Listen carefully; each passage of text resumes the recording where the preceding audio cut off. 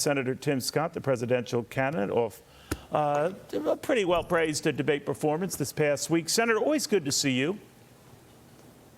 Thank you, Neil. It's always good to be back. Thanks for having me. Maybe you wore the red tie today in honor, or not so honor, the markets. They're deep in the red right now. A lot of worry out there for investors. What do you tell them?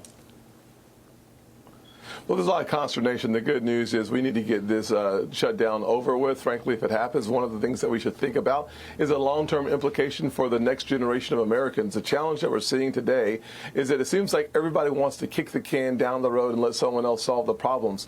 Real leadership requires us to do the things that are necessary today to make sure that the next generation is better off. As President of the United States, Neil, the one thing I would do, and I would think that this would help get a deal done in the House today, it is to finish the construction of the southern border. Having President Biden sell off the construction parts for pennies on the dollars creates consternation in the House. Not having the Remain in Mexico policy exacerbates the situation. And then, frankly, seeing 6 million illegal crossings with more to come because of the elimination of Title 42, this president could show leadership by reinstating Title 42 because of the fentanyl crisis that's cost us 70,000 American lives. But the government is on the verge. I think we'd get it done. I'm sorry, sir. The government is on the verge of shutting down right now. Nikki Haley pointed to guys like you who've been in the Senate a while, the fact that it's happened where we haven't seen a budget, 4 times out of the last 40 years,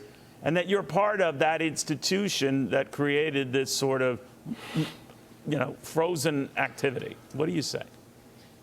Yeah.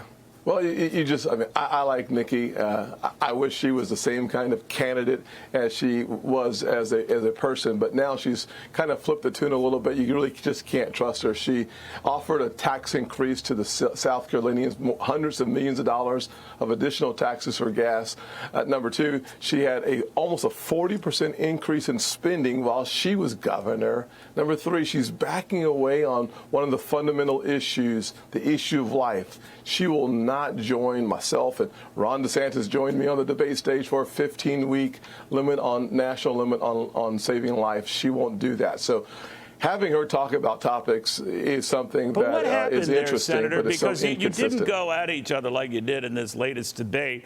I'm wondering, you're 2 South Carolinians, and maybe that, and you wanted to clarify the one surviving South Carolina. I don't know what it is, but it was there for the world to see. Do you think you overdid it? Do you think she overdid it?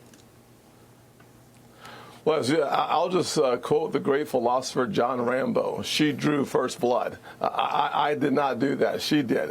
She started off by making it personal. I, frankly, did not have a negative comment about her until I was responding to what she said. But it is a target-rich environment, and I'm happy to have a contrast about my record versus her record. Donald Trump, of course, didn't show up for the debate. He's running away with this thing in the polls, Senator, and you reminded me they're only polls. But he's questioning the need for another debate. A lot of other people are as well. What do you think? Well, the debate stage is where we have an opportunity to lay out our vision for our future in this nation. The debate stage is a place where, just this last debate, I asked a question about the 15-week limit. Ron changed his position. He said he would now support a 15-week limit. That's, frankly, a good position to take. I wish we had more candidates. Vivek and Nikki, please join the 15-week limit. Let's stop radical states like California, in other words, don't go to smaller or more limited. No, I want to be clear. You don't believe it should be at 6 weeks or any smaller period, that to go around that 15-week period was the wise route. Yeah, so the states have the opportunity to preserve life at a lower level. Nationally, we should have a 15-week limit to stop the radical states from having abortion up until the day of birth. Right now, with the passing of Senator Dianne Feinstein, a lot of people are wondering, not who will replace her, but for now, she was herself an institution, and she harkened back to a time where both sides could kind of work with each other. Do you fear those days are gone?